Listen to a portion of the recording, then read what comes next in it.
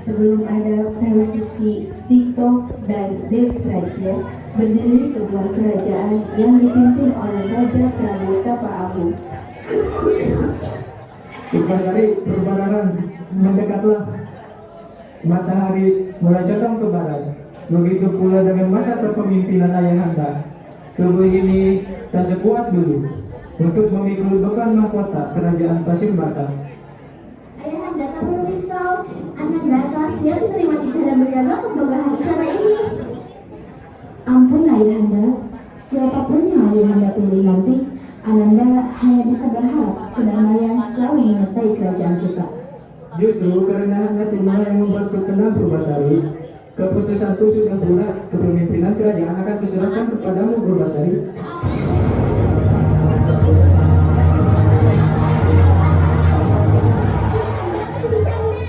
Bagaimana mungkin seorang adik menghormati kakaknya? Ini penghinaan terhadap tradisi. Aku yang lebih tua, aku yang lebih pantas. Cukup berbararan. Keputusanku sudah bulat. Ini tidak adil.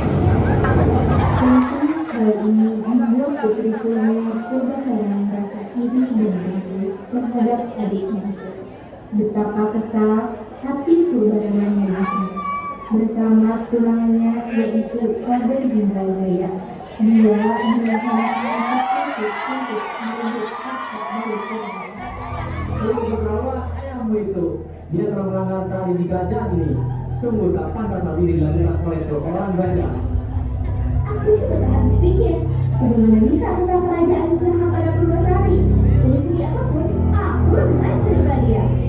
Hahaha. Tenang, aku punya rencana.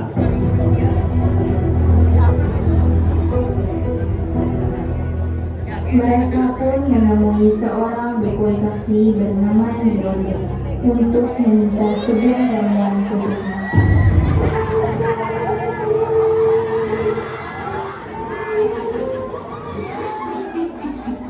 Apa yang membuatmu datang kemari, wahai putriku?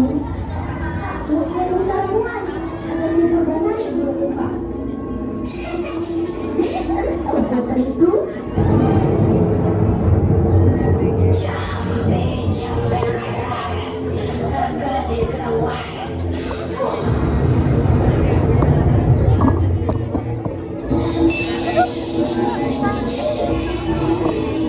Kemudian Nyeronde memberikan sebuah ramuan kepada Purbahara untuk dicampurkan ke dalam minum Purbasari agar terkena sebuah penyakit.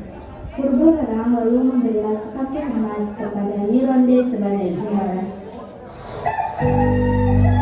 Keesokan harinya, Purbahara menyuruh dayang kepercayaannya itu untuk mencampurkan ramuan tersebut ke dalam minuman Purbasari. Apa ini putri? Jangan banyak tanya, campurkan dan suruh Purbasari meminumnya. Baik putri, dayang tersebut segera menemui Purbasari yang sedang berada di taman kerajaan. Dengan gembira, Purbasari menerima minuman pemberian dayang tersebut. Lalu ia segera meminumnya karena kebetulan sedang merasakan haus. Tiba-tiba, Purbasari merasa ngantuk dan berjalan menuju kamarnya untuk tidur sebentar.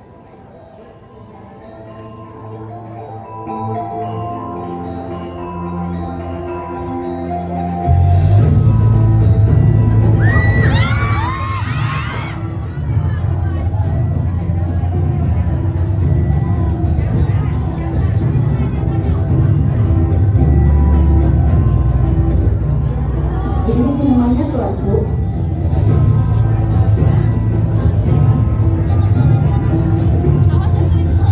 Angka dicara pelan dong.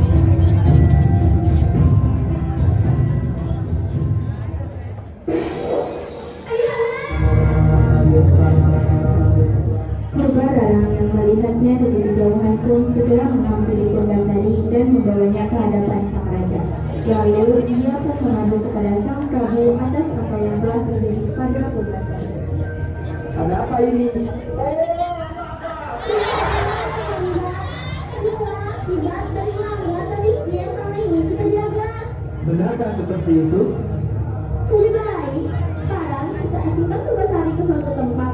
Aku takut satu kerajaan ini juga terkena kutukan yang sama. Kasta itu memang seharusnya untukku.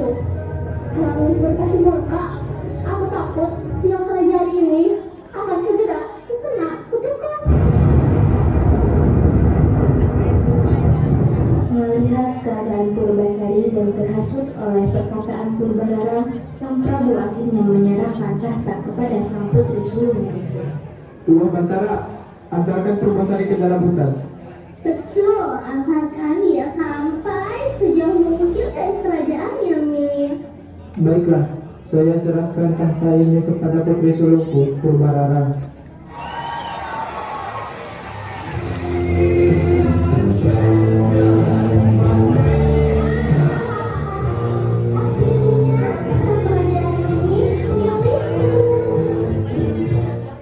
Untuk merayakan hari kemenanganku, mari deh layanan prajurit kita bersenang-senang. Musik.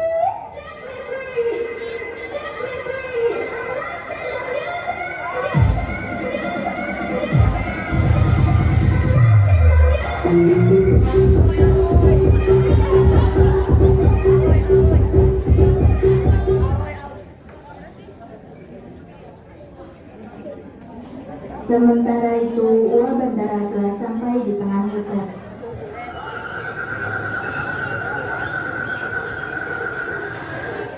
Saya hanya bisa mengantarkanmu sampai sini. Uwa Bantara pun kembali berjalan menuju kerajaan dan meninggalkan Purbasari di tengah hutan. Sedangkan Purbasari melanjutkan perjalanannya ke tengah hutan sambil menangis.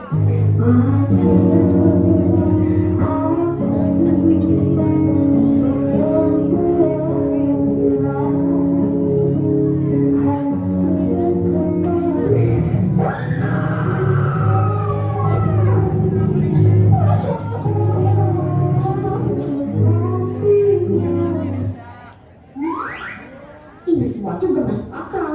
Gak masuk akal. Kenapa harus kejadian ke aku sih? Banyak orang lain. Kenapa aku yang dipilih? Aku dapat apa? Udah deh, sabar aja. Mungkin ini ujian. Ujian? Ujian? Ini bukan ujian lagi. Ini kayaknya dosen dendam pribadi. Purbasari, kamu harus kuat. Iya, aku kuat. Tapi capek tahu gak sih? Kuat-kuat gini juga ada limitnya. Aku bukan power bank.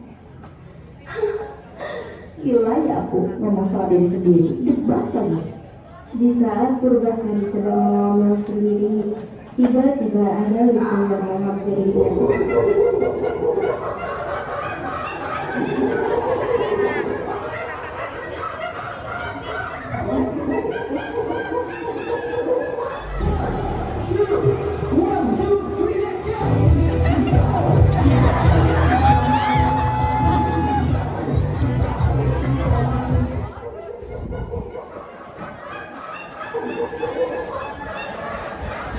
Awalnya Purbasari merasa ketakutan, tapi dia mencoba memberanikan diri dan memperkenalkan siapa dirinya. Aku Purbasari, anak dari Raja Prabu Tapaagung. Sebelumnya, aku diwarisi tahta kerajaan oleh sang ayahanda. Entah kenapa, tubuhku muncul bintik-bintik seperti ini. Makanya aku ada di hutan ini karena aku diusir dari kerajaan. Kalian juga tersesat ya di hutan ini. Kalau begitu, aku beri nama kalian Lutung Kasarung, yang berarti Lutung adalah monyet dan Kasarung itu tersesat. Dapat disimpulkan, Lutung Kasarung adalah monyet tersesat.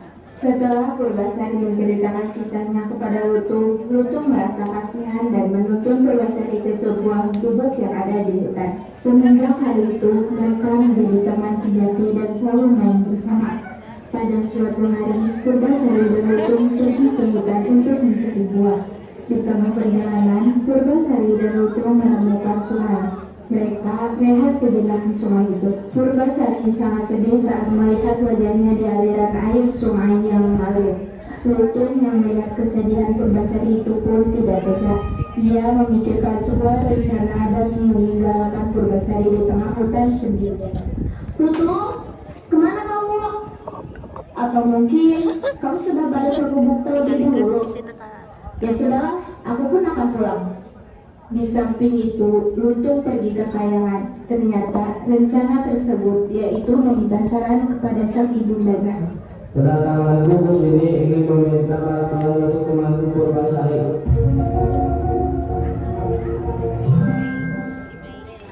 Ibunda paham anakku. Tentu saja Bunda akan selalu senantiasa membantumu. Cobalah pergi ke sungai sebelah timur dan ambillah secukupnya air itu. Kemudian berikan ke Purbasari, lalu ia harus meminum air itu. Sang lutung pun pergi ke sungai yang diberitahu ibundanya. Lutung tersebut telah menemukan sungai yang dimaksud itu dan mengambil sebotol air sungainya. Hari semakin gelap. Lutung bergegas pulang ke gubuk tempat di mana ia dan Purbasari tinggal. Sesampainya di gubuk tua itu, Lutung langsung memberikan botol tersebut ke Purbasari. Purbasari merasa bingung atas apa yang diberikan Lutung kepadanya. Air apa ini, Lutung? Lutung tersebut memberi isyarat seolah-olah air itu harus diminum oleh Purbasari. Purbasari merasa ragu untuk meminum air yang diberikan oleh Lutung. Tapi ia percaya kepada temannya tersebut dan kemudian meminumnya. Setelah Purbasari meminum air tersebut, kemudian dia terlelap tidur di dalam gubuknya. Keesokan harinya,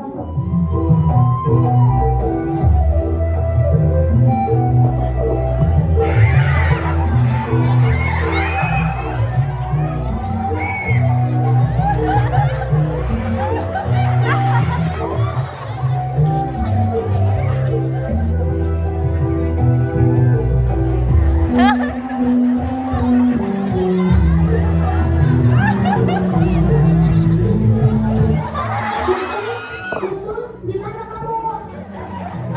Lihatlah, Lutung, yakin anunya sudah sembuh. Sudah tidak ada lagi di tubuhku. Purbasari sangat senang karena ia telah sembuh dari penyakitnya. Lutung pun ikut bahagia melihat Purbasari yang tertawa riang. Di samping kebahagiaan Lutung dan Purbasari, ternyata ada seorang prajurit dari kerajaan yang selalu mengawasi Purbasari, yaitu Ulah Bantara. Akan tetapi ia ketahuan menginjil karena menginjak sebuah kartu. Siapa di sana? Keluarlah. Jangan bersembunyi seperti pengecut. Ampunkan kerancangan saya, Putri. Saya tidak bermaksud mengejutkan Putri. Ulah Bantara? Mengapa Ulah ada di sini? Ayo Putri, mari kita kembali ke kerajaan dan menegakkan kembali keadilan. Tidak mau, Ulah. Saya lebih nyaman tinggal di sini. Marilah Putri, kita kembali dan melawan Purbarara. Tidak mau, Ulah. Bila kau kembali ke kerajaan, aku akan mentraktirmu seblak deh. Sumpah? Ya udah, ayo. Ajak juga si Lutung dong.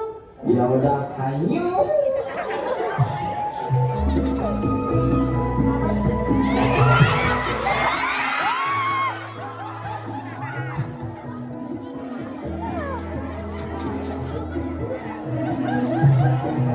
Sesampainya di istana Kasubata, Syukurlah, Putri Purbasari sudah kembali ke kerajaan. Pasti ia yang akan menduduki tahta itu. saya setuju kerajaan ini pasti akan lebih tenang dan damai jika Putri Purbasari yang memimpin. Akhirnya, kemenangan pun kembali di kerajaan ini.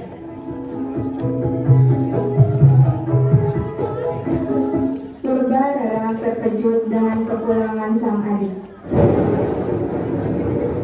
Purbasari? Hah? Kenapa? Kenapa dia bisa sembuh dari penyakit itu? Bukannya ramuan itu tidak bisa disembuhkan? Tenanglah Ratu, dia tidak memiliki calon suami. Benar, Ratu. Ia hanya datang dengan seekor lutung. Percayalah Ratu, pasti Ratulah yang akan terus menduduki tahta ini. Benar juga apa kata dayang-dayangmu itu, Purbarara. Lihatlah siapa yang datang, dan hati saya akhirnya keluar dari rentan rimba. Tapi Purbasari, tahta ini hanya milik mereka yang sempurna. Kau sudah cantik kembali, tapi kau kalah dalam satu hal, calon suami. Benar, lihatlah aku, seorang kesatria gagah dan perkasa. Sedangkan kau hanya membawa seekor lutung bulu kumpas sebagai pendampingmu. Memalukan. Kakanda, lutung ini telah menjagaku di saat aku terasing. Bagiku, kesetiaan dan ketulusan jauh lebih berharga daripada gelar dan jabatan. Omong kosong, aturannya jelas.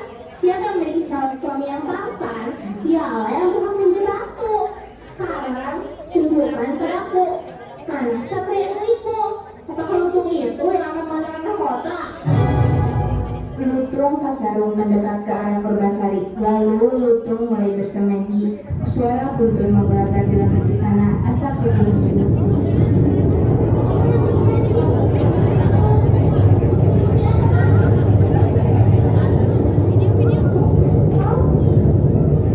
Lutung Kasarung kini berubah menjadi pangeran yang sangat tampan. Aku adalah pangeran Sari yang berkehendak Purbasari. Aku datang untuk menguji siapa yang layak memimpin negeri ini dengan kasih sayang, bukan dengan kebencian. Dan kini biarlah keadilan yang berbicara. Bagaimana mungkin seorang lutung berubah menjadi pangeran? Tidak mungkin. Ayah, gak mungkin kan setelah lutung ini berubah kau menyerahkan tahta aku kepadanya? Cukup Purbara, jangan banyak bicara. Atau mungkin kau yang telah membuat Purbasari mengalami kesakitan itu. Jawab ayah Purbara. Ampun ayah, aku hanya iri kepada Purbasari. Minta maaf kepada adikmu itu yang sudah kau sakiti. Ampunkan aku. Aku tidak tahu Bapak. Bangunlah Kakanda. Aku telah memaafkanmu sejak lama. Tak perlu bersimpuh seperti itu. Aku adalah adikmu, bukan musuhmu. Tidak Purbasari, aku sudah sangat jahat. Aku menentangmu adu ketampangan tunangan. Semua hanya untuk menjatuhkanmu. Aku pantas dihukum pacu atas segala kelicikanku.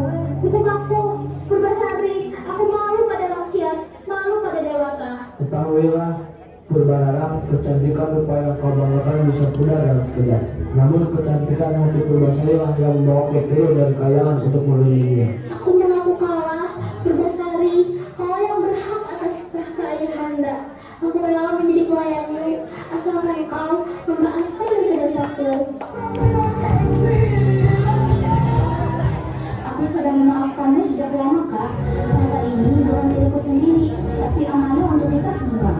Aku tidak akan menghukummu. Kembalilah ke istana dan mari kita pimpin kerajaan ini bersama dengan kasih sayang, bukan kebencian.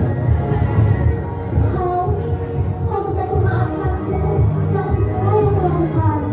Oh, Purbasari, hatimu benar-benar terbuat dari emas. Mereka pun bahagia selamanya.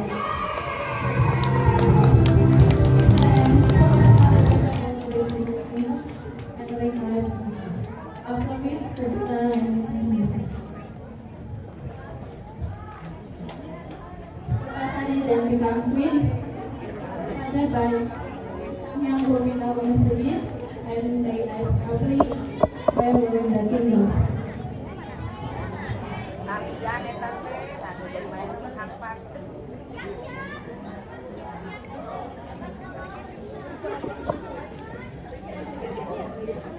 Raja